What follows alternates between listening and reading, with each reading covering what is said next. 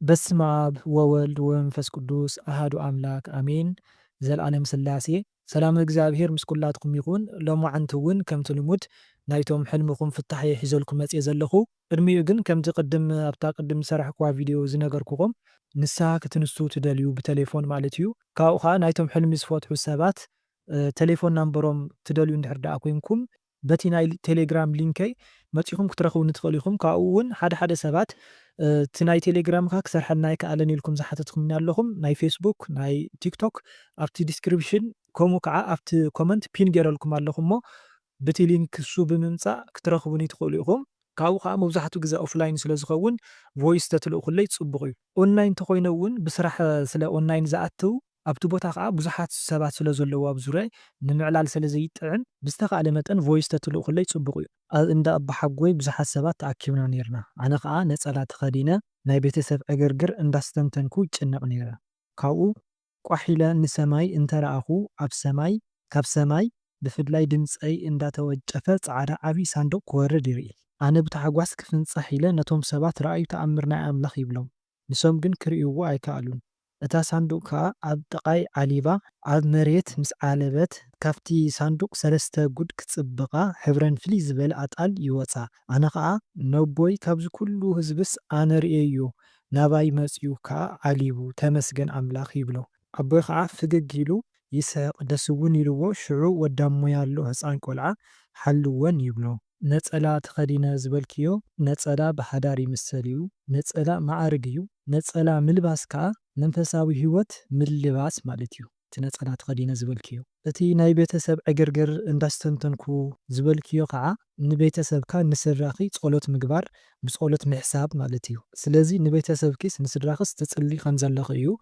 ንሰማይ ምጥማት ወይ ከዓ ንሰማይ ምርኣይ ከዓ ናብ ኣምላኽ ምምልካት እዩ። ንኣምላኽ ብፀሎት ምምሕፃን ማለት እዩ። ስለ ዝፀለኺ ከዓ ናብ ኣምላኽ ስለ ዘመልከትኪ ምስጢር ተገሊፅ ኢልኪ። እዚ ከዓ ካብ ሰማይ ሳንዱቕ ክወርድ ርእዮ ዝበልክዮ ማለት እዩ። እቲ ምስጢር ከዓ ንበይንኪ እዩ ተገሊፅ ኢልኪ። ስለምንታይ ሲ ንሶም ክርእይዋ ኣይከኣሉን ወይም ዞም ኣብ ጥቓኺ ኣብ ዙርያኺ ዝነበሩ ሰባት ክርእይዋ ኣይከኣሉን ማለት እዩ። እተን ኣጣል ዝበልክየን ካብ ኣምላኽ ዝተዋባኺ ውህብቶ እየን። እቲ ቆልዓ ወድሞይ ዝበልክዮ ህፃን ቆልዓ ከዓ ቅዱስ ቄርቆስ እዩ ማለት እዩ። ኣደኖ ምስ ቅዱስ ቄርቆስ ዘለኪ ህፃን ቅዱስ ቄርቆስ ዘለኪ ርክብ እንታይ ይመስል? ግን ኣምላኽ ዝሃበኒ ውህብቶ ፀጋ ዕድል ሓልወለይ በጀኻ እቲ ርኩስ መንፈስ ከይወስደለይ ይኽትብልዮ ዘለኺ ማለት እዩ። ኣባ ሓጎይ ማለት ኣቦ ኣደይ ሓደ መዓልቲ እዩ ኣብ ሓደ ማንጨሎት ነርና። እቲ ማይ ፀሎት ከዓ ብዙሕ ኣእማን እዩ ነይሩ። እቲ ማን ፀሎት ማለት እዩ ዓበይቲ ኣናእሽተይ ነይሩ። ኣነን ሓፍቲ ኣደይን ኣባ ሓጎይን ተሓፂብና ዲና ወይ ኣይተሓፀብና ኣይዝክሮን። ግን ኣባ ሓጎይ መጀመርታ ናብ ገዛ ምሪሑ። ኣነ እውን ክረኽቦ ኢለ ምስ ሓፍቲ ኣደይ ስቒልና እናውጋዓና ነርና። ግን ክረኽቦ ኢለ ገዲፈያ ከይደስ ካብኡ መንገዲ እንዳኸድና ሓደ ተመን ዝመስል ግን ኢድ ሰብ ዘለዎ ነቦ ሓጎይ እግሩ ክድሕዞ ይብል እሞ ኣነ ይሪኦ ብስም ስላሴ ኢለ ብእምኒ ይኹን ብበትሪ ክቐትሎ ይፍትን። ግን ወይከ ኣባ ሓጎይ ኩሉ ኣይርእን ዘሎ ፀኒሑ ናብ ሰብ ይቕየር እሞ እንተገደደ እቲ ዝተቐየረ ተመን ናብ ሰብ 7 ዓመት እዩ ዝኸውን። ካብ መዓንጥኡ ንታሕቲ ስረ ገይሩ ካብ መዓንጥኡ ንላዕሊ ግን ጥራይ ዝባኑ እዩ ቅጥቅጥ የብሎ። ግን ብፍጹም ምንም ኣይኮነን። ጥራይ እግሩ ንኣባ ሓጎይ ክትሕዞ እዩ ዝደሊ። ኣነ ግን እግሩ ከድሕዞ ኣይከኣልኩን። ኣጋ መጨረሽታ ተስፋ ቆሪፀ ክኸድ ይብል እሞ ኣነ እውን ብስም ስላሴ ተኣስር ሰይጣን ይብሎ እሞ ንሱ እውን ተናዲዱ ናባይ ይመፅእ። ኣነ እውን ብስም ስላሴ ተኣሰር ይብል ግን ኣይሰምዓንን ይመፅእ ጥራይ። ብጣዕሚ ፈሪሐ ሓደ ጎበዝ ወዲ ይመፅእ እሞ ቀይሕ እዩ ድሓን ንስኻትኩም ኪዱ ኣነ ኣለኹ ኢልና። ካብኡ ኣነን ኣባ ሓጎይን ብሰላም ከድና። ኩሉ እዚ ግን ምንም ኣይፈልጥን። ካልኣይለ ካብ ዝዓርፉ ኣባ ሓጎይ 5 ዓመት ገይሩ። ነፍሲ ወልደ ማርያም ኢልኩም ኣብ ፀሎትኩም ዘክርዎም። ማይ ፀሎት ክትጥመቑ ከለኹም ወይ ከዓ ናብቲ ማይ ፀሎት ክትኸዱ ከለኹም እቶም ኣእማን ዝበልክዮም ዓበይትን ኣናእሽተይን ኣእማን ነይሮም ዝበልክዮም መሰናኽላት እዮም ወይ ከዓ ፈተናታት እዮም። ካብኡ እቶም ኣባ ሓጎኺ ካባኺ ተፈልዮም ወይ ከዓ ካባኽን ተፈልዮም ናይ ባዕሎም መንገዲ ክኸዱ ከለዉ በቲ መንፈሳዊ ህይወት ወይ ከዓ ናብቲ ፀበል ክትጥመቑ ክትኸዱ ከለኹም ሕጉስ ከም ዘይነበሩ ክኸውን ይኽእል። ሓደ እዚ እቶም ኣቦ ዝኾነ ቅርሕንቲ ከም ዝነበሮም እውን ክኸውን ይኽእል። እዚ ከዓ ቂም ፈጢሩ ካብቲ ናትክን ወይም ናትክን ሓሳብ ንኽወፅእ ዝገብሮም መንፈስ ከም ዝነበረ ክኸውን እውን ይኽእል እዩ። እቲ ተመን ዝመስል ኢድ ሰብ ዘለዎ ነቦ ሓጎይ እግሩ ክድሕዞ ይካታተሎ ዝበልክዮ መንፈስ ከዓ ነብሓጎኺ ዝቃለሶም ዝነበረ ናይ ዛር መንፈስ ወይ እውን ፍርቂ ገፁ ናይ ሰብ ይመስል ፍርቂ ገፁ ከዓ ተመን ይመስል ዝበልክዮ ስጋ ለበስ ጋኔን እውን ክኸውን ይኽእል እዩ። እዚ ማለት ዝፈታተኖም ዝፃረሮም ዝነበረ ናይ ጠንቋሊ ክኸውን ይኽእል ወይ ከዓ ደፍተራ ካብኡ ከዓ ንሶም ስኢሎም መንገዶም እንዳቐፀሉ ማለት ኣይረኣይውን ኣነ ግን ነቲ ተመን ርእዮ ዝበልክዮ ከዓ ንስኺ ኣብ መንፈሳዊ ህይወት ስለ ዘለኺ ወይ ከዓ ሸሒ ናይ ዲያብሎስ ስለ ትፈልጢ ተረዲእክ ስለ ዘሎ ኢኺ ትርእዮ ዘለኺ ንሶም ግን ዘይኣመንሉ ወይ ከዓ ዘይቕበልዎ ይኾኑ እሞ ንዕኦም ክግለፀሎም ወይ ከዓ ክረኣዮም ኣይክእልን ማለት እዩ። ንዓኺ ዝረኣይክ ምክንያቱ ናይቲ ርኩስ መንፈስ ሽርሒ ስለ ዝፈለጥኪ ማለት እዩ። ካብኡ ንስኺ እናቐጥቅጥክዮ ንሱ ግን ምንም ዘይስምዖ እንድሕር ደኣ ኮይኑ ዋላ እውን ንስኺ እንተፀለኺ ናብቲ መንፈሳዊ ህይወት ዋላ እውን እንተኣተኺ ስድራኺ እንድሕር ደኣ ዘይሕግዙኺ ኮይኖም ብፀሎት ማለት እዩ ምሳኺ እንድሕር ደኣ ዘይፅልዩ ከቢድ ከም ዝኾነ እዩ የምልኽዎ ከም ዘለዉ እውን ክኸውን ይኽእል እዩ ማለት ሙሉእ ንሙሉእ እቲ ኣምልኾት ሰይጣን ወይ ከዓ እቲ ግብሪ ናብቲ ዛር ከም ዘይቋረፁ እውን ክኸውን ይኽእል እዩ። ግብሪ ክንብል ከለና ግን ብዙሕ ዓይነት ግብሪ እዩ ዘሎ ግድን ደርሆ ምሕራድ ወይ ከፍቲ ምሕራድ በጊዕ ምሕራድ ኣይኮነን ሰይጣን ደስ ዘብል ንሰይጣን ዝሐጉስ ስራሕ ምስራሕ ግብሪ ምፍፃም ማለት እዩ። ዝተፈላለዩ ሓጢኣት ምስራሕ ኣብ ሓጢኣት ምውዳቕ እውን ሓደ ከም ግብሪ እዩ ዝሓስቦ ርኩስ መንፈስ ማለት እዩ። ካልእ ከዓ ኣድላይ ዘይኮነ መመላኽዕታት ምጥቃም ንኣብነት እዞም ዝተፈላለዩ ሁማን ሄር ክኾን ይኽእል ሳስላ ምእታው ክኸውን ይኽእል ብቻ ንሰይጣን ዝሐጉስ ስራሕ ምስራሕ ማለት እዩ። ግብሪ ምፍፃም ወይ ከዓ ግብሪ ምግባር ማለት ግድን ደርሆ ከፍቲ ምሕራድ ኣይኮነን። ብስም ስላሴ ተኣሰር ክትብልዮ ከለኸ ከዓ ናባኺ ተናዲዱ ምምፁእ እቲ ኣባኺ ዘሎ ሓይሊ መንፈስ ቅዱስ ከም ዘቆጥዖ ዘሎ ወይ ከዓ በቲ ንስኺ ትፅልዮ በቲ ኣባኺ ዘሎ ዝሓደረ መንፈስ ቅዱስ እታ ትገብርያ ንእሽተይ ጸሎት ክኸውን ይኽእል መንፈሳዊ ህይወት እቲ ሰይጣን ከም ዝተቆጥዐን ከም ዝተናደደን ሙሉእ ብሙሉእ ስርሑ ክሰርሕ ከም ዘይከኣለ ካብኡ ከዓ ዘይምእሳሩ ብስም ስላሴ ተኣሰር ክትብልዮ ተለኺ ምእሳር ከዓቢ ከሎ ከዓ ክትብርትዒ ከም ዘለኺ እቲ መንፈስ ልዕለኺ ከም ዝኾነ ከም ዝበርትዐ ክትብርትዒ ከም ዘለኪ ንዕኡ ዘውፅእ ሓይሊ እንድሕር ደኣ ክበሃወኪ ተኮይኑ ክትብርትዒ ከም ዘለኪ እዩ።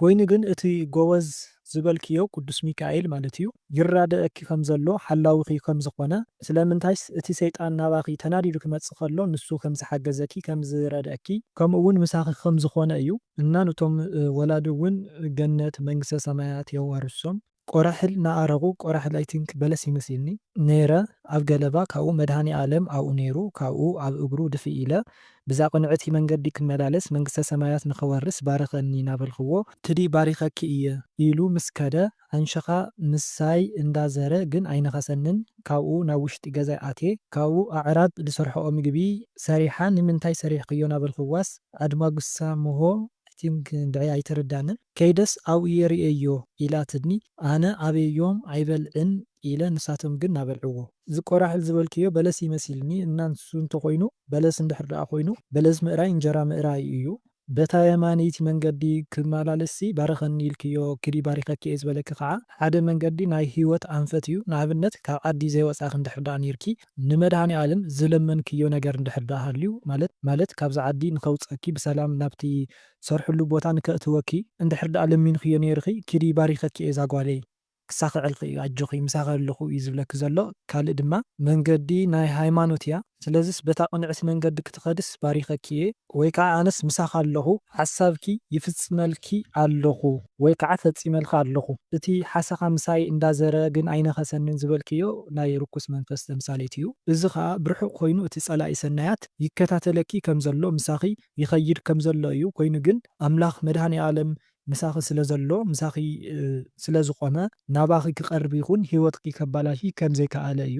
መድሃኒ ዓለምስ ከም ዓረቢ ስቕለት ይመስልኒ ኣብኡ ነይሩ ሽምዓ ከዓ ኣብ እግሩ ነይሩ ካብቲ ሽምዓ ናተለምጠጥና ካብኡ ኣነ ኣብ እግሩ ድፊ ኢለ ናብ ሰማይ ተይዓረካስ ባረኸኒ ጎይታይ እናበልክዎ ንሱ ከዓ ክዲ ባሪኸኪ ሓጢኣትክስ ሓጢኣትኪ ክግደፈልኪ እዩ ብሌትክ ከዓ ክፍፀም እዩ ኢልኒ እዚ ከዓ በቃ ብፀሎትኪ በባኺ ዘሎ ባህርያት ፅቡቅ ዝኾነ ባህርያት ይህልወኪ ንኣብነት ልውህነት ይህልየኪ ንፅህና ልቢ ይህልወክ እሞ ኣምላኽ መድኣኒ ዓለም ክርስቶስ ናባኺ ከም ዝቐረበ እዩ ኩሉ ሸዓብ ዘለኺ ሃሊ ምሳኺ ከም ዝኾነ እዩ እቲ ስቕለቱ ትርእዮ ዘለኺ ከዓ መዘከርታ ክትገብሩሉ ብሽሙ ስለ መስቀለ ክርስቶስ ኢልኪ ነዳያን ክተብልዒ ሽምዓ ክተብርህሉ ከምኡ ከዓ ዕሽርኪ ወይ ኣስራት በኩራትኪ ክተውፅኢ ንዝተፀገሙ ኣቦታት ንዝተፀገሙ ወገናት ዝተፀገማ ብዙሓት ገዳማት ኣለዋ ኣስራት በኩራት ወይ ከዓ ዕሽርኪ ክተውፅኢ ከም ዘለኪ እዩ። ሽዑ ዓብዪ ተኣምር ከም ዝገልጸልኪ እዩ እና ብሓፈሻ ግን መድሃኒ ዓለም ከም ዝቐረበኪ ኣምላኽ ምሳኺ ከም ዘሎ ስለዚ ከዓ ብዚ ክትቕፅሊ ከም ዘለኪ እግዚኣብሔር ካብ ምሕዛን ክትቁጠቢ ከም ዘለኪ እዩ ማለት እዩ። ቁማል ካብ ርእሰይ ክወፁ ወይ ከዓ ክንገፉ ከለውስ እንታይ እዩ? ርኩሳት መናፍስ ሰይጣውንቲ ካባኻ ይለቁ ከም ዘለው እዩ። ግመል ከጓየካ ከሎ ፈልዩ ካብ ኩሉ ሰብ ከጓየኒ ከለኸ ትርጉሙ እንታይ ይኸውን? ግመል ናይ ኣህዛብ መንፈስ እዩ፣ ርኩስ መንፈስ እዩ። ስለዚ ብክፉእ ዝፈታተነካ ርኩስ መንፈስ ኣሎ። እቲ ፍልይ ኣቢሉ ናባኻ ምምፅኡ ከዓ እቲ ኣባኻ ዘሎ ናይ ሃይማኖት ጥንካረ ክኸውን ይኽእል ወይ ከዓ ኣባኻ ዘሎ እግዚኣብሔር ዝሃበካ ፀጋ ንዕኡ ንክምንጥለካ ይቃለሰካ ከም ዘሎ ሃይማኖትካ እውን ክኸውን ይኽእል ማለት እዩ። ብሓፈሻ ግን ግመል ናይ ኣህዛብ መንፈስ እዩ። ፍቅረኛኻስ ናይ ክሳድ ብሪ ክኣስረልካ ከሎ እንታይ እዩ ማለተይ? ኣብ ርሕቀት ፍቅሪ ኮይንካ እዚ ከዓ ፅንዓት እዩ። ሓደራ እዩ ዝብለኪ ዘሎ ማለት እዩ። ኣባይ ፅንዒ ካልእ ሰብ በጃኺ ከይትጥምቲ እዩ ዝብለኪ ዘሎ ማለት እዩ። ሰብስ ፀጉርካ ክላፀየካ ከሎ እንታይ ክኸውን ይኽእል? ፀጉሪ ክብሪ ማዓርግ ፀጋ እዩ። ስለዚ የዋርደካ ኣሎ ክኸውን ይኽእል። ጓል ኣንስተይቲ እንድሕር ደኣ ኮይና ከዓ ብዝሙት ክተውድቐካ እያ ክኸውን ይኽእል። ዕድልካ ይውሰድሎ እውን ይበሃል እዩ። ግን ክትጥንቀቕ እዩ ዝግበአካ ማለት እቲ ዝረኣኻዮ ሰብ ከይድካ ክትበኣሶ ወይ ከዓ ብዘይኸውን ነገር እዚ ስለ ዝረኣኻ ከይድካ ክትፃልኦ ክትበኣሶ ከይኮነስ ነቲ ሕልሚ ሓቃውነት ናይቲ ሕልሚ መርሚርካ ክትፈልጦን ክትርዳእን እዩ ዝግባእ ማለት እዩ። እዚ ከዓ ብኸመይ እዩ? ብፀሎት ስዋኤ ብምእታው ክኸውን ኣለዎ ማለት እዩ። ኣብዚ ዓዲ ዘለው ወይ ከዓ ኣብዚ ዓዲ ዘለኽዎ ፖላይስ ኩሉ ግዜ ይመፁኒ ግን ኣይሕዙንን። ፖላይስ መላእክቲ ክኾኑ ይኽእሉ፣ ኣጋንንቲ እውን ክኾኑ ይኽእሉ። ብምንታይ ኢና ንፈልዮም እንተይና ብተምሳሌቶምና ብትርኢቶም ኢና ንፈልዮም ማለት እዩ። እዚ ማለት እቶም ፖላይስ ዝመፁኺ ስቁኢሎም ምሕላፍ ዝኽእልኡኺ ወይ ከዓ ንዒ ብዚ ክዲ ኢሎም ናብ ሕማቕ ነገር እናኣተውኪ ወይ ናብ ካሊእ ናብ ሕማቕ ቦታ እናኸድኺ ዝሕዙኺ እንድሕር ደኣ ኮይኖም እዚኦም መላእክቲ እዮም። ቅዱስ ሚካኤል ናይ ቅዱስ ገብርኤል ሰራዊት እዮም ማለት እዩ። ብኻሊእ ከዓ ፖላይስ ንክወቕዕኺ ወይ ከዓ ንክቐትሉኺ ዘጓይኺ እንድሕር ደኣ ኮይኖም እዚኦም ናይ ርኩስ መንፈስ ተምሳሌት እዮም ማለት እዩ። ሸበጠይ ወይ ከዓ ጫመይስ ውሕጅ ወሲድለይ ኣብ ካልኣይ መዓልቲ ድማ ውሕጅ ኣብ ገዛይ ኣትዩ ዕልቂቑ እዚስ እንታይ ክኸውን ይኽእል እዩ? ነገር ፅልኢ ይበሃል። ካብኡ ከዓ ውሕጅ ርኩስ መንፈስ ሰይጣን እዩ ውሕጅ ማለት ኣብቲ ዝሓለፈ ቪድዮታት ገሊፅና ኢና። ስለዚ ጫማኺ ክወስደልክ ከሎ ምርኣይ ጫማ ሓዳር እዩ። መብዛሕትኡ ግዜ ብሓዳር እዩ ዝምሰል። ሓዳር እንድሕር ደኣ ሃሊኪ ሓዳርኺ ከፍርስ ዝደሊ ርኩስ መንፈስ ኣሎ እዩ። ሓዳር ተዘይብልኪ ከዓ ደቂ ተባዕትዮ ንሓዳር ከይጥሙትኺ ወይ ከዓ ንሓዳር ከይደልዩኺ ሓዳር ንኸይትገብሪ ዝፍትነኪ ሓዳርኪ ዝዓፁ ርኩስ መንፈስ ኣሎ ማለት እዩ። ናብቲ ገዛ ኣትዩ ዕለቕሊቑ ዝበልክዮ ከዓ በቃ እዚ እውን ሓደ ኣብ ገዛኺ ህውከት ዘምፃልኪ ኣብ ስድራኺ ኣብ ሓዳርኪ ፈተና ዘምፀልኪ ርኩስ መንፈስ እዩ። ቤት ኣምላኽ ወይ ከዓ ቤት ንባዕልና ደቂ ሰባት ኢና ማለት እዩ። ስለዚ ናባኺ ዝኣተወ ቦታ ሒዙ ዘሎ ርኩስ መንፈስ ዝተቋፃፀረኪ መንፈስ ኣሎ እውን ክኸውን ይኽእል ማለት እዩ። ብተደጋጋሚ ስልከይ ይሰርቆኒ መብዛሕትኡ ግዜ ይወስድዋ፣ ሓደ ግዜ ከዓ ይምንጥሎም። ስልኪ ወይ ከዓ ቴሌፎን ሞባይል ንብሎ ሓዳር ንዘለዎ ሰብ ውላድ ይበሃል።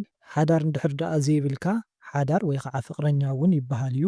ሳልሳይ ከዓ መብዛሕትኡ ግዜ ስልኪ መንፈሳዊ ኔትወርክ እዩ። እዚ ከዓ ምስ ኣምላኽ ዘራኽበና መንገዲ ወይ ከዓ ጸሎት እዩ ማለት እዩ። እቶም ስልኪ ዝሰርቁ ከዓ ርኩሳት መናፍስ እዮም እቶም ሌባቡ። ግን ቀዳማይ ብቲ ጸሎት እንድሕር ደኣ ከይድና ጸሎትኪ ዘበላሹ ዝኸልፉ ናብ ኣምላኽ ናብ ሰማይ ንከይበፅሕ ዝርብሽኺ ብፍላይ ናይ ኣየር ኣጋንንቲ ኣለው እዩ።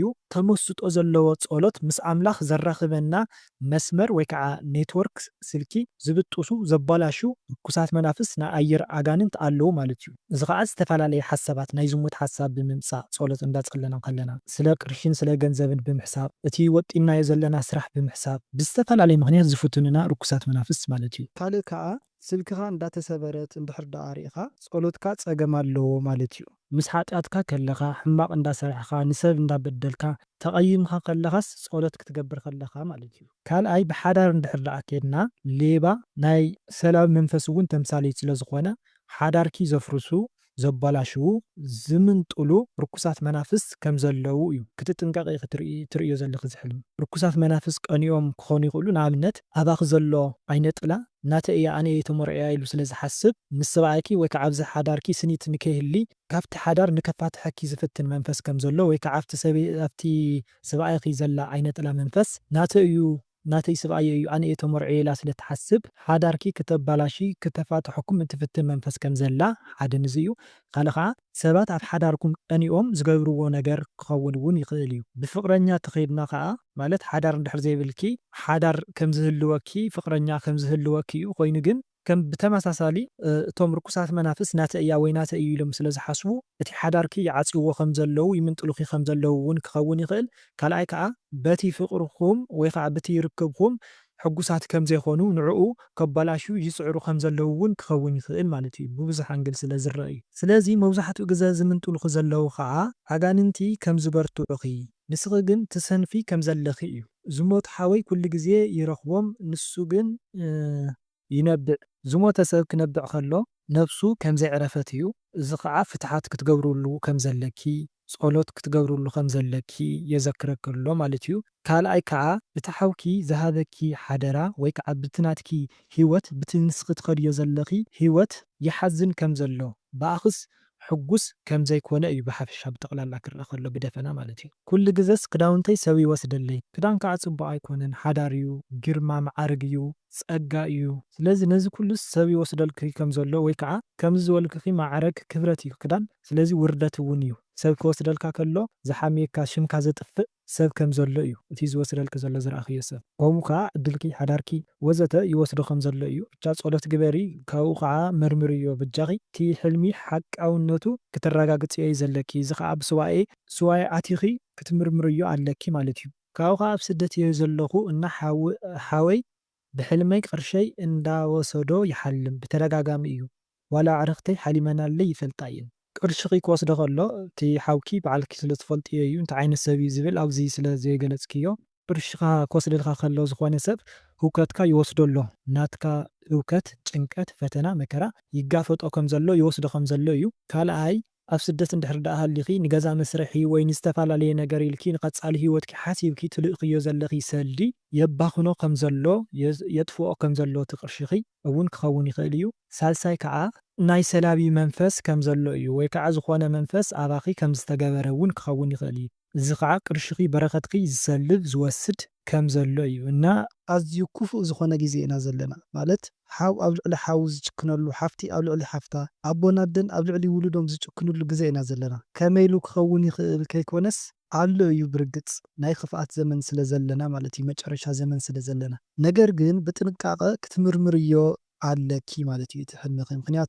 ምክንያቱ እውን ቤተሰብ ከበኣስ ኣብ ቤተሰብ ቅሳነት ሰላም ንከይህሊ ዝገብር ርኩስ መንፈስ ስለ ዘሎ ማለት እዩ ከምዚ ዓይነት ናይ ሕሶት ወይ ከዓ ሓሶት ዝኾነ ሕልምታት ብምርኣይ። ስለዚ ብደንቢ ተጠንቂቕኪ እቲ ሕልምኺ ክትምርምርዮ ስዋኤ ክትኣቲ ኣለኪ ማለት እዩ። ካብኡ እውን ናይ ሰላም መንፈስ ሓደ መድሓኒት እንታይ እዩ? ኣስራት ወይ ከዓ ሽርኪ ክተውፅእ ኣለኪ።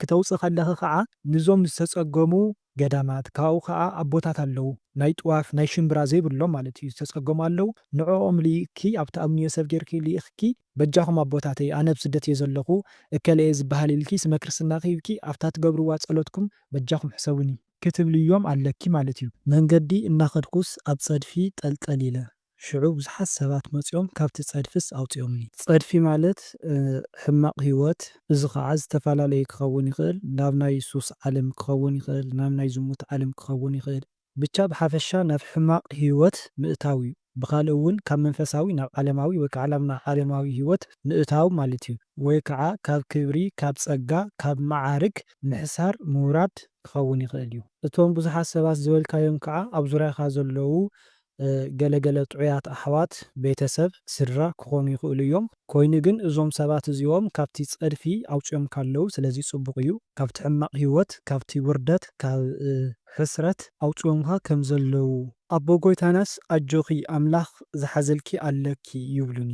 በቦ ጎይታናኺ ዝተመሰለ እቶም ኣቦ ጎይታናኺ ዝዝክርዎ ዝነበሩ ዝፈትውዎ ዘኽብርዎ ዝነበረ ጻድቕ መልኣክ ወዘተ እዩ። ብኻልእ እውን እቶም ኣቦ ጎይታናኺ ይጽልዩልኺ ስለ ዝነበሩ ናዮም ምስሊ ሒዙ እቲ ዝሕልወኪ መልኣክ ወይ እቲ ትፈትውዮ መልኣክ ወይ ከዓ ጻድቕ ንዕኦም ተመሲሉ መጺኡ ኣጆኺ ይብለክሎ የጽናንዐክሎ ማለት እዩ። ተስፋ ንከይትቆርፂ ተስፋ ኣለኪ እዩ ኣምላኽ ዝሓዘልኪ ነገር ኣለኪ ይብለክሎ ማለት እዩ። ቀይሕ ገበል ብልዕለይ ኮይኑ ይርኤኒ። ቀይሕ ገበል ዝበልካዮ ገበል ናይ ዛር መንፈስ እዩ።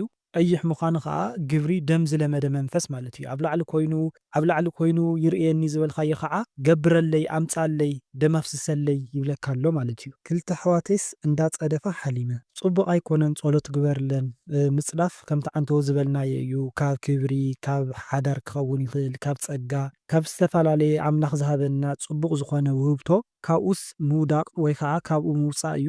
ካብኡ ከዓ ናብ ሓጢኣት ናብ ሕማቕ ህይወት ምእታው ክኸውን እውን ይኽእል እዩ። ስለዚ ጸሎት ግበርለን። ጻዕዳ ሕምባሻ በረድ ዝመስልስ እናተዋህበኒ ሓሊመ ጻዕዳ ሕምባሻ ከዓ መብዛሕትኡ ሕምባሻ ሕብሽቲ ብቅዱስ ቁርባን እዩ ዝምሰል። ቅዱስ ቁርባን ትቕበል እንድሕር ደኣ ኮንካ ኣምላኽ እቲ ቁርባንካ ከም ዝተቐበሎ እዩ። እዚ ማለት ስጉኡ ምስ ስጋኻ ደሙ ከዓ ምስ ደምካ ከም ዝተዋሃደ ክኸውን ይኽእል። ካልኣይ ከዓ ቅዱስ ቁርባን እንድሕር ደኣ ዘይተቐበልካ በርትዕ ዓጆኻ ቅዱስ ቁርባን ክትቐበል ኢኻ እዩ። ማንጎ ምብላዕስ እንታይ እዩ? ማንጎ ምብላዕ እንጀራ ምርካብ እዩ። እቲ ትበልዖ ዘለኻ ማንጎ ከዓ ዝበሰለ እንድሕር ደኣ ኮይኑ እቲ እንጀራ እቲ በረኸት ብቕልጡፍ ትረኽቦ ኢኻ ኣብ ቀረባ እዋን ትረኽቦ ኢኻ ማለት እዩ። መጎጎ ምስባር እንታይ ይኸውን ዝብል እውን ኣሎ። መጎጎ ምስባር ማለት ጽቡቕ ኣይኮነን። መጎጎ ብሓዳር ይምሰል ሓደ ካልኣይ ከዓ ብእንጀራ ብበረከት እውን መጎጎ ይምሰል እዩ። ብዝበለፀ ግን ኣብቲ ቅድሚ ሕጂ ዝሰራሕክዎ ቪድዮታት ኣሎ ዝውን ኣብኡ ክትረኽብዎ ትኽእሉ ኢኹም። ንእሽተይ ጽልም ዝበሉ ኣኽላባትስ ናነኾሱኒ ሓዲሮም ብዙሓት እዮም ብጣዕሚ እዚኦም ያው ርኩሳት መናፍስቲ እዮም፣ ጸላኢ ሰናያት እዮም። ካብኡ ከዓ ግብሪ ዝለመዱ ናይ ዛር መናፍስቲ እውን ክኾኑ ይኽእሉ እዮም። ስለዚ ግብርና ምፀና ገብረና ክብረና ኢሎም ይቁጥዑኻ ይንኽሱኻ ኣለዉ ማለት እዩ። ብኻሊእ ኣነጋገራ እውን ዓርከይ ኣብ ኣውሮፓ እዩ ዝነብር፣ ኣነ ግን ኣብ ኢትዮጵያ እየ ዝነብር። ጾታዊ ርክብ ግን ይፍጽም ብሕልሚ ማለት እዩ ምሸት። ከምኡ ከዓ ብዙሓት ብሕልምኻ ጾታዊ ርክብ ምፍጻምስ እንታይ ይኸውን ኢልኩም ዝሓተትኩም ኣለኹም። ቅድሚኡ ግን ናይ ዝሙት መንፈስ ብኸመይ ናብ ወዲ ሰብ ይኣቱ ዝብል ሕፅር ብዝበለ ንርአ።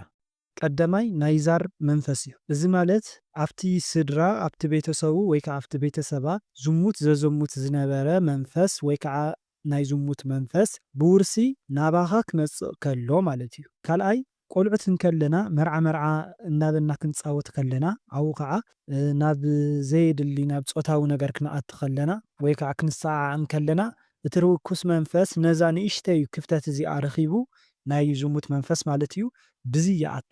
ሳልሳይ ናይ ዝሙት መንፈስ ዘለዎ ሰብ ምስኡ ርክብ እንድሕር ደኣ ፈጺምካ ምስ ዝተፈላለዩ ሰባት ናይ ዝሙት መንፈስ ዘለዎም ሰባት ርክብ እንድሕር ደኣ ፈጺምካ ካብኡ እቲ መንፈስ ይሓልፍ ማለት እዩ። እቲ ናይ ዝሙት ብፍላይ ከዓ እተን መሳኽን ኣሕዋትና ስግአን ሸይጣን ዝሓድራ ኣሕዋትና ምስአን ርክብ እንድሕር ደኣ ፈጺምካ። ራብዓይ መተት እዩ። እዚ እውን ብፍላይ ኣብ ክህነት ዘሎ ሰብ እንድሕር ደኣ ኮይኑ ሓደ ሰብ ክህነቱ ንምፍራስ ቅዱስንኡ ድንግልንኡ ንምፍራስ ካብ ኣገልግሎት ንምኽላፍ ቀንዲ መሳርሒ ዝገብርዎ እዞም መተተኛታት ሰባት ይኹኑ መተት ዝገብሩ ደፋትር ሕማቃት ሰባት ጠንቆልቲ ብዝሙት ካብቲ ዝፈትዎ ኣገልግሎት ንክወፅእ ምግባር ማለት እዩ። ናይ ብመተት ገይሮም ናብ ዝሙት ከም ዝኸይድ ምግባር ማለት እዩ። ናይ ዝሙት መንፈስ ብመተት መልክዕ ናይ ዝሙት መንፈስ የእትውልካ ማለት እዩ ወይ ከዓ ይሰዱልካ። ካልእ ከዓ ኣብ ሓዳር ዘለው ሰባት ኣዝዮም ዝተኣማምኑ ዝፋቐሩ እንድሕር ደኣ ኮይኖም ዝቐነሎም ሰብ መታን ሓዳሮም ንክፈርስ ኢሉ ብመተት መልክዕ ናይ ዝሙት መንፈስ እውን ክሰደሎም ይኽእል እዩ ማለት እዩ። ሻልሻይ ካብ ዓይኒ ብዝለዓል መንፈስ ወይ ከዓ ብቡዳ መልክዕ ማለት እዩ። እዚ ማለት ከዓ ሓደ ናይ ዝሙት መንፈስ ዘለዎ ሰብ ንሓንቲ ብዓይኑ ርእዩ ክምነያ ከሎ ካብቲ ናይቱ ዓይኒ ተላዒሉ ብቡዳ መልክዕ ማለት እዩ ናብታ ጓል ብቀጥታ እቲ ናይ ዝሙት መንፈስ ይሓልፍ ወይ ከዓ ይኣቱ። ሻብዓይ ብምርኣይ ብምስማዕን ብምንባብን እዩ። እዚ እውን ብምርኣይ ክንብል ከለና ዝተፈላለዩ ኢሮቲክ ዝኾኑ ሮማንቲክ ሲን ዘለዎም ሙቪታት ወይ ከዓ ፊልምታት ክንርኢ ከለና ካብኡ ሕልፍ ኢልካ እውን ፖርኖግራፊስ ክትርኢ ከለኻ ብቀጥታ ናይ ዝሙት መንፈስን ሉሲፈር መንፈስን ይኣቱ ማለት እዩ። ብምስማዕ ክንብል ከለና ከዓ ዝተፈላለዩ ትረኻታት ኣለዉ ኣብ ናይ ዝሙት ማለት እዩ። ንሳቶም ክንሰምዕ ከለና ብቀጥታ እውን ናይ ዝሙት መንፈስ ሓደ መእተዊ እዩ። ብኻሊእ እውን ብምንባብ እዚ እውን ዝተፈላለዩ ናይ ዝሙት መፅሓፍቲ ክነንብብ ከለና ስምዒት ቀስቀስቲ ዝኾኑ ነገራት ወይ ከዓ ጽሑፋት ክነንብብ ከለና ብዚ እውን ክኣቱ ይኽእል ማለት እዩ። ሻምናይ እዚ እውን ቆልዑት ከለና ቤተሰብ ጎረቤት ኣድላይ ኣብ ዘይበሃል ኣካላትና ማለት ኣብ ሕፍረትና ክነኽኡና ከለው ክደርዙና ከለው ክስዕሙና ከለው ብዚ እውን እቲ ርኩስ መንፈስ ይኣቱ ማለት እዩ እቲ ናይ ዝሙት መንፈስ። ታሽዓይ ብቆልዕነትካ ርክብ እንድሕር ደኣ ፈጺምካ። ዓሽራይ እቲ መንፈስ ባዕሉ እውን ክኣቱ ይኽእል እዩ። እዚ ከዓ ሕዚ ንኣብነት ሓንቲ ምልክዕቲ ዝኾነት ጓል ኣንስተይቲ እንድሕር ነይራ መልክዓ ሼፓ ወይ ድማ ፀጉራ ዓይና ጽቡቕ እንድሕር ደኣ ኮይኑ ንደቂ ተባዕትዮ ወይ ከዓ ንወዳት ንምስንኻል ኢሉ ንዓኣ ይጠናወታ ወይ ከዓ ናብኣ ይኣቱ። ስለዚ ቀንዲ መእተዊ ናይ ዝሙት መንፈስ ናባና ዝኣትወሉ ቀንዲ መንገድታት እዚኦም እዮም ማለት እዩ። እና ናብቲ ሕቶ ክምለስ ከለኹ ንምንታይ እዩ ኣፍቃሪየ ለይቲ ለይቲስ ዝራኸበኒ ብዝሙት ማለት እዩ ንዝብል ሕቶ መልሲ ከዓ ዝመፀ ምስኡ ዝመፀ ብዝተፈላለየ መልክዕ ከምቲ ኣብ ላዕሊ ዝገለጽናዮ ዝኣተወ ርኩስ መንፈስ እንተሃልይዎ እዚ ከም ቀዳማይ ንርእዮ እሞ ካልኣይ ከዓ ኣባኺ ናይ ዝሙት መንፈስ እንድሕር ዳኣ ሃልዩ እውን በቲ ፍቅረኛኺ መሲሉ እንዳመፀ ክራኸበኪ ይኽእል እዩ ማለት ናይ ቀደም ላይፍኺ ምስ ብዙሓት ኣወዳት ተብል ተወንኪ ወይ እውን ከምቲ ቅድም ክብል እንዳዘርዘርናዮም ዝመፀና ናይ ዝሙት መንፈስ ቀንዲ መእተውታት ኢልና ዝገለጽናዮም ካብቲ ግብርታት ንሱ ሓደ ፈፂምኪ እንድሕር ዳኣ ኮንኪ ኣባኺ ናይ ዝሙት መንፈስ ኣሎ ማለት እዩ። ንሱ ከዓ ብፍቅረኛ ይኹን ብሓውኪ ይኹን ብዝተፈላለየ በቦኺ ይኹን ብዝተፈላለየ እንዳተመሰለ መፅኡ ይራኸበኪ ማለት እዩ። ካልኣይ መልሲ ክኸውን ይኽእል እዩ። ሳልሳይ ስለናቱ እንድሕር ዳኣ ተሓስቢ ኮንኪ ትምነዮ እንድሕር ዳኣ ኮንኪ እዚ ማለት ብዓይኒ ሕሊናኺ ምስኡ ርክብ እንዳፈፀምኪ ኣብ ኣእምሮኺ ትቐርፂ እንድሕር ዳኣ ኮንኪ ለይቲ መፂኡ እውን ክራኸበኪ እዩ ማለት እዩ። ካልእ ዝተዋረሶ መንፈስ እንድሕር ዳኣ ሃልዩ እዚ ከዓ ንኣብነት ንደቂ ኣንስትዮ ንምስሓብ ኢሉ ወይ ከዓ ንዓኺ ንክተፍቅርዮ ንክትፈትውዮ ኢሉ መስተፋቅር እንድሕር ዳኣ ኣድጊሚልኪ ወይ ከዓ መስተፋቅር እንድሕር ዳኣ ኣስሪሑ ለይቲ ብዝሙት መንፈስ ክረኣየኪ ይኽእል እዩ ማለት እዩ። ሓደ ምክንያት እዩ ንዝውዕ ካብኡ ከዓ ንስንፈት ምናምን ተባሂሎም ዝስርሑ ናይ ሓበሻ ድግምቲ ወይ ከዓ መድሓኒታት ኣለው። ከምኡ ዓይነት መድሓኒት እንድሕር ዳኣ ተጠቂሙ እውን ኦልረዲ ናይ ዝሙት መንፈስ ኣትዩ ኣሎ። ስለዚ ካብኡ ዝመፀ መንፈስ እዩ።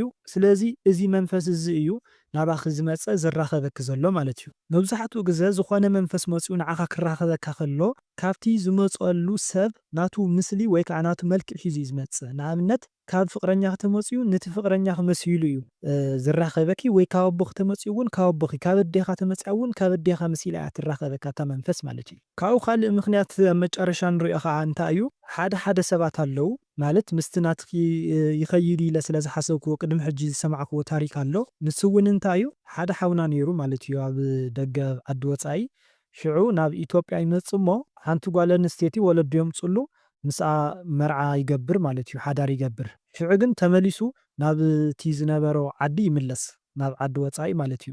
ነገር ግን ኣብዚ እንታይ ገይሩ እዩ ከይዱ ነታ ቆልዓ ነታ ሰበይቱ ማለት እዩ ኣዝያ ምልክዕትን ጽብቕትን ስለ ዝነበረት ናብ ካሊእ ሰብ ከይትኸይድ ምስ ካሊእ ሰብ ርክብ ከይትፍጽም ኢሉ ስለ ዝሰግአ ናብ ደፋትር ከይዱ ማንም ሰብ ንዓኣ ንከይቀርባ ኢሉ ዝኾነ ድግምቲ ኣስሪሑ ማለት እዩ። ዝኾነ መተት ገይርላ ከይዱ ሽዑ እታ ቆልዓ ለይቲ ለይቲ እቲ ሰብኣያ ብመንፈስ እንዳመፀ ይራኸባ ማለት እዩ። እና ከምዚ ዓይነት እውን ስራሕ ኣሎ ንምባል እዩ። ግን ነቲ ናትኪ እዚ እዩ ማለት ኣይኮነን። ኳድኣስ ክትምርምሪ ጸሎት ክትገብሪ ስዋይ ኣቲኺ ክትሓቲ እዩ ዝግባእ ማለት እዩ። በጃኺ ተገዲስኪ ብደንቢ ስዋይ ኣቲኺ ንኣምላኽ ክትሓቲ ነቲ ምስጢር ንክገልጸልኪ ክትምሕፀንዮ ኣለኪ። ሓደ መዓልቲ እዩ ምስ ሓንቲ ሓፍቲ ኣደይ እናተሻሻቕና ንስኸኮን ሰብኣይኺ ትፈርሕዮ ኢኺ ስለምንታይ ኢለያስ ብጣዕሚ እያ ተናዲዳ ካብኡ ንዒ እስቲላትኒ ኣነ እውን እሺ ኢለያስ ካብኡ ኣብ ሃይላንድ ከማረቂ ፅሪ ፁሪ ማይ ድዩ ወይ ከዓ እንታይ ኣይፈለጥኩን ግን ናብ ገፀይ ደፊኣትለይ ከም ቁስሊ ዘለካ እሞ ጨው ዝንስነስ ብጣዕሚ እየ ተቓፂለ ብጣዕሚ እየ ዝቃፅል ልዕሊ 4 ግዜ በስመ አብ ወወልድ ወመንፈስ ቅዱስ ኣሃዱ ኣምላክ ኣሜን ኢለ ምሰማዕትኩ ግን ሓዲግኒ ኣብ ሕድሕድ ምምዕታበይ ቃንዛይ ሓድገኒ ተመስገን ምስ በልኩ ግን ለለ ወሲኻትኒ ካብኡ ተበራቢረ ኣብ ስደት እየ ዘለኹ ካብ ስደት ናብ ስደት ካብ ዝወፅእ 8 ዓመት ገይረ ስዑዲ ዓረብየ እኒኢኹ እታ ትባሻሸቐኪ ዘላ ሓፍቲ ኣዴኺ ዝበልክያ ምናልባት ካብኣ ዝመፀት ወይ ከዓ ናይ ቤተሰብክን ዛር መንፈስ እያ። እዚኣ ከዓ ሓዳር እንድሕር ዳኣ ሃሊኪ ብሓዳርኪ ትቐንእ ኣንስቴት መንፈስ ከም ዘላ ሓዳር እንድሕር ዳኣ ዘይብልኪ ከዓ ሓዳርኪ ተባላሺ ሓዳር ንከየለኪ ዝሓዘትኪ ርክስቲ መንፈስ ከም ዘላ ማለት እዩ። ሓደ እዚ ክኸውን ይኽእል። ካልኣይ ከዓ እቲ ኣብ ሃይላንድ ዝነበረ ነገር ወይ ከዓ ማይ ዝበልክዮ ንሱ ክትደፍአልኪ ከላ ከዓ ጽቡቕ ኣይኮነን። እዚ እውን ዝተገበረ ብስውር ዝተሰርሐ ነገር ከም ዘሎ እዩ ዘመላኽት። እዚ እውን መተት ክኸውን ይኽእል። ናብ እግዚኣብሔር ምስ ኣመልከትኪ ስመ ስላሴ ምስ ፀዋዕኺ ጸሎት መንፈሳዊ ህይወት ምስ ጀመርኺ ከዓ እቲ ፈተናኺ እቲ መከራኺ እቲ ዝተገበረልኪ ነገር ብስም ስላሴ እንዳቐነሰ ከም ዝኸደ ብጸሎት ነቲ ዝተገበረልኪ ነገር ወይ ከዓ ነቲ ጸላኢ ሰናይ ከም ትስዕርዮ ዘለኺ እዩ። ተመስገን ምስ በልኹ ግን ለለ ወሲኻትኒ ዝበልክዮ ከዓ ሕጂስ ፈተና ይወዲአልኪ እፎይ ምስ በልኪ ከዓ እቲ ዝተገበረ ነገር እቲ መተት ከም ዝተሓደሰ ክኸውን ይኽእል እዩ። ነገር ግን እቲ ሕልሚ ብጥልቀት ክትምርምርዮ ስዋይ ኣቲኺ ሓቃውነቱ ክትረጋግፅዮ ክትምርምርዮ እዩ ዘለኪ እምበር ምስ ቤተሰብ ክትበኣስ ይኹን ካልእ ነገር ክትገብሪ ከይኮነስ ቀዳማይ እቲ ሕልሚ ጸሎት እናገበርክ ድሕሪእኽዮ እንታይ እዩ ዝብል ክትድሕዝዮ ኣለኪ ካብኡ ከዓ ስዋይ ኣቲኺ ንተወሳኺ ክትምርምርዮ ከም ዘለኪ እዩ። ሰብኣይን ሰበይትን ነይሮም። እታ ሰበይቲ ነዊሕ ክዳን ጌራ ነቲ ነዊሕ ክዳን ኣውፂኣ ከዓ ሓፂር ክዳን ትኽደን። ካብኡ እቲ ሰብኣይ ከዓ ኮፍ ኢሉ ይተርፍ። ካብኡ ኣነ የፋንያ ጫማ ግን የብለይን። ካብኡ ናብቲ ሰብኣይ ይምለስ ኣነ። ካብኡ ከዓ ምስቲ ወድስ ጽርግያ ጽርግያ ንኸይድ ብሓንሳብ ንጓዓዝ ማለት እዩ። ሳልሳይና ከዓ ጓል ነበረት። እታ ጓል ከዓ ክትሸይን ትቐሪ ኣርኪባትና ድያ ኣየርክበትናን ኣይፈለጥኩን። ሓመዳዋ ሕብሩ ሓደ ዓይነት ክዳን ከዓ ጌርናስ ብሓንሳብ ንጓዓዝ ማለት እዩ። ካብኡ እውን እቲ ወዲ ምሳይ ዝሓደረ መሲሉ ይስምዐኒ እሞ ሽዑ ሰውነቱ ተሓፂቡስ ቆሪርን ኢሉስ ክዳነይ ተኸዲኑ ይኸይድ። እቲ ዝሓልመሉ ዘለኹ ወዲ በዓል ሓዳር እዩ። እቲ ናተይ ክዳን ክኽደን ከሎ ኣነ ይፈርሕ እሞ ሰበይትካ ተረእየትካ ኸ ይብሎ። ንሱ ከዓ ፀገም የብሉን ናይ ሓፍተ እዩ ክብላ እየ ይብለኒ። ናብ ሓፍቱ ይወስደኒ። ኣብቲ ገዛ ቆልዑ ነይረን ምግቢ እናበልዓ ካብኡ ንእሽተይ ፀኒሕና ንገዛ ይፋንወኒ። እቲ ክዳነይ ግን ተኸዲንዎ እዩ ዘሎ። ነዊሕ ክዳን ተኸዲና ዝበልክዮ ሙሉእ ዝኾነ ጽቡቕ ዝኾነ ቅሳነት ዘለዎ ሓዳር ከም ዝነበራ እዩ። ኮይኑ ግን ሓፂር ምኽዳና ንሱ ኣውፅያ ኣብ መንጎ ዝኣተየ ጸላኢ ሰናይ ወይ ከዓ መንጎኛ ዝኾነ ሰብ ከም ዘሎ እዩ። ነታ ሰበይቲ ምፍናይኺ ከዓ ወይ ከዓ ብሓፂሩ ምፍልላይ ንኽልቲኦም ምፍልላይ እዩ። ጫማ ዘይብልኪ ምዃንኪ ከዓ ንስኺ ሓዳር ከም ዘይብልኪ እዩ። ካብኡ ብሓንሳእ ናኸድና ዝበልክዮ እታ ሳልሳይ ሰበይቲ ምሳኹም ዝነበረት ርክስቲ መንፈስ እያ። እዚ ከዓ ንዓኹም ኣራኺባስ ከም ዘይገበረት ንድሕሪት ገዲፋትኩም ትኸይድ ኣላ ማለት እዩ። ከምቲ ክትሸይን ኢላ ንድሕሪት ምኻዳ። ስለዚ ብናይ መንፈስ ውዲት ከም ዝተራኸብኩም እዩ ዝሕብር ማለት እዩ። ሓደ ዓይነት ምኽዳንኩም እውን ንሱ እውን ይደልየኪ እዩ ንስኹውን ትደልዮ ኢኺ ክልቲኦኹምስ ባህጊ ኣለኩም ማለት እዩ። ብሓንሳብ ምጓዓዝ ወይ ከዓ ምኻድ ከዓ ሓሳብኩም ሓደ ዓይነት ከም ዝኾነ እቲ ናትኪ ክዳን ምሳኺ ሓዲሩ እቲ ናትኪ ክዳን ተኸዲኑ ንሓፍተ እየ ክብላ እየ ዝበለኪ ከዓ የታልለክስ ከም ዘሎ ማለት እዩ። ንሰበይቱ ከም ዘይፈትዋ መሲሉ ንዓኺ ግን ከም ዝፈትወኪ መሲሉ ይሽውደኪ ከም ዘሎ ዕድልኪ ይሰብረልኪ ከም ዘሎ እዩ። ንስኺ ከዓ ሓዳር እንዳሃለዎ ናፈለጥኪ ትቐርብዮ ከም ዘለኺ ኣብ ናይ ማትኪ ሓዳር ተኣትዊ ከም ዘለኺ እዩ። ስለዚ ንኣምላኽ ለምኒ ናብ ባዕልኺ ሓዳር ክፈጥረልኪ እዩ። ካብኡ ከዓ ፍጹም ከም ዘይኮነልኪ እዩ። እቲ ሰብኣይ ብመልክዕኺ ወይ ከዓ ንዝሙት ብቻ ከም ዝደልየኪ እዩ። ስለዚ ጸሎት ግበሪ ናብ ባዕልኪ ሓዳር ንክፈጥረልኪ ንኣምላኽ ለምኒ። ሕምባሻ ሓዚለስ ናኸድኹ ብድሕረይ ሓዳሽ መኪና መፅያስ ሓሊፋትኒ ትኸይድ። ኣብታ መኪና ከዓ መርዑት ነይሮም። እቶም መርዑት እውን ዝፈልጦም መሲሉ ይስምዓኒ። ሕምባሻ ሓዚልካ መኻድ ትምኒትካ እና ስእለትካ መፅባዕኻ ሒዝኪ ትኸዲ ከም ዘለኺ እዩ። እታ ጻዕዳ መኪና ዝበልክያ ከዓ ዓለም እያ። ኣብታ ዓለም ከዓ መን ኣለዉ መርዑት ማለት እዩ። እቶም መርዑት እውን መድሃኒ ዓለም ክርስቶስን ቅድስ ቤተ ክርስቲያንን መድሃኒ ዓለም ጎይታ ክርስቶስን ከምኡ ከዓ ኣድዩ ክብርቲ ቅድስ ድንግል ማርያም ማለት እዩ። ትፈልጥዮም ከም ዝኾንኪ ዝተሰማዓኺ ከዓ እወ ትፈልጥዮም ኢኺ ማንም ክርስቲያን ንመድሃኒ ዓለምን ንኣዴና ቅድስ ድንግል ማርያም ክብርቲ ንዓኣ ዘይፈልጥ የለን። ገዲፎምኪ ወይ ከዓ ሓሊፎምኪ ምኻዶም ከዓ ናብ ኣምላኽ ክትቐርቢ ከም ዘለኪ ካብ ኣምላኽን ካብ ኣዴና ቅድስ ድንግል ማርያምን ከም ዝረሓቅኪ ማለት እዩ። ኣብ ማእኸል ባሕርስ ነይረ። ኣብቲ ማእኸል ባሕሪ ከዓ ተኽሊ ትወቅል። እታ ተኽሊ ከዓ ቦቂላስ ዋሪዓ ወይ ከዓ ዳዕሮ ትኸውን። ኣብኣ ከዓ ሸውላሎ እንዳተፃወትኩ ዘይፈልጦ ሓደ ወዲ መፂስ ንዒ ውረዲ ካብታ ዋሪዓ እንዳበለ ከውርደኒ ይፍትን። ኣነ ከዓ ኣይወርድን ኢለስ ይኣውዮ። ንሱ ከዓ እንዳለመነኒ መጨረሻ ግን ካብታ ዳዕሮ የውርደኒ። ብድሕሪኡ ጥርሙዝ ኣረቂ ነይራ። ንዓ ከዓ እቲ ወዲ በጃኺ ተማልእያ ኣዴኺ ኣይትዝክሮን ኢሉስ እንዳለመነኒ። እዚ ምስ ሓለምኩ ድሕሪ 2 ሰሙን ይኸውን እቲ ቆልዓ ብኢሞ መፂስ ተዳዋዊልና ንፋለጥ። ብድሕሪኡ ንኣስታት 2 ዓመት ዝኸውን እንዳዓለምና ንጸንሕ። ካብኡ ኣነ በቃ ብነፍሰይ ስለ ዘጽላኣኒ ወይ ከዓ ደስ ስለ ዘይበለኒ ነቲ ቆልዓ ይገድፎ። ሽዑ ነዴና ክብርቲ ቅድስ ድንግል ማርያም ይልምና። እቲ ቆልዓ ናተይ ተኾይኑ ናባይ ኣቕርብዮ ናተይ ተዘይኾይኑ ከዓ ካብ ህይወተይ ኣውፅዮ ኢለስ ኣምሪረ በኼስ ይልምና። ካብኡ ብሕልመይ ኣደይ ተመሲላ ወላዲተ ኣምላክ ትመጽእ። ሽዑ ትፈትዮ ሰብ ኣለኪ ድዩ ኢላ ትሓተኒ። ኣነ ከዓ የብለይን ኢለ ይሓብኣ። ንሳ እውን በልዛ ጓለይ ንሱ እኮ ይፈትወኪ እዩ ኮይኑ ግን መስተፋቅር እዩ ገይሩልኪ ኢላትኒ። ስለዚ እቲ ሕልምስ ናይ ሰይጣን ድዩ? ቃላይ ዝበልክዮ ዓባይ ከተማ ማለት እያ እቲ ቃላይ ማለት እዩ። እታ ዋሪዓ ወይ ከዓ ዳዕሮ ከዓ ከም ዓለም እያ። ኣብኣ ከዓ ትሽክርከሪ ከም ዘለኺ መዕለቢኺ ከም ዘይፈለጥኪ ቁርፂ ዝኾነ ሓደ ውሳነ ከም ዘይወሰንኪ እዩ ንዕይ ውረዲ ዝብለኪ ዘሎ ከዓ ቅረብኒ ናባይ ምፅ እዩ ዝብለኪ ዘሎ ካብኡ ከዓ መጨረሹ ኣውሪድኪ ናብኡ ቀሪብኪ ብኣካል እውን ተራኺብኩም ማለት እዩ መሊሱ ከዓ ኣፅሊእኪ ነቲ ወዲ ፀሊእክዮ እዚ እውን ሓዳር ክትገብሪ ዘይደሊ ዝኾነ ዝተሓበ ርኩስ መንፈስ ከም ዘሎ እውን ክኸውን ይኽእል እዩ ኣባኺ ማለት እዩ ሽዑ ንድንግል ማርያም ክትልምን ከለኺ መስተፋቕር እዩ ገይርልኪ ኢላትኪ መስተፋቕር ማለት ፍቕርስ ኣሕዲርልኪ እዩ ስቑኢልኪ እንትብል ዘለኺ እምበር ንስኹ እውን ትፈትዮ ኢኺ ካብኡ ከዓ ትገፍእዮ ኣለኺ እምበር ንሱስ ይፈትወኪ እዩ ማለት እውን ክኸውን ይኽእል እዩ ካልኣይ ከዓ መስተፋቕር ናብ ካሊእ ሰብ ከይትጥምቲ ዓፅዩ ዝሓዘኪ ንኻሊእ ሰብ ከይትርኢ ዝገበረኪ ንዕኡ ብቻ ክትፈትዊ ንዕኡ ብቻ ክተፍቅሪ ዝገበረኪ ዝኾነ ዝተለኣኸ ርኩስ መንፈስ እውን ኣሎ እውን ክኸውን ይኽእል ማለት እዩ ነገር ግን እዚ ብኸመይ መልክዕ ክትፈልጥዮ እንድሕር ደኣ ኢልና ስዋኣይ ኣቲኺ ንወላዲተ ኣምላኽ ንድንግል ማርያም ክትሓትያ ኣለኪ ደጊምኪ ማለት እዩ ኣብ ዓዲ ወፃኢ ኮይንና ብኸመይ መልክዕ ስዋኣይ ክንኣትው ንኽእል ትብሉ እንድሕር ደኣ ኮይንኩም ከዓ ኣብቲ ኮመንት ኣፍልጡን እሞ ስለ ስዋኤ ስለ ዓይነታት ስዋኤ ክሰርሓልኩም ክፍትን እየ ከም ናይ ኣምላኽ ሰናይ ፍቓድ ማለት እዩ ስለ ዝነበረና ሰዓት ኩሉ ናይ ኣምላኽና ናይ ጎይታና ናይ መድሓኒትና ናይ ኢየሱስ ክርስቶስ ናይ መድኃኔ ዓለም ሽሙ ይኽበር ይመስገን ወስብሐት ለእግዚአብሔር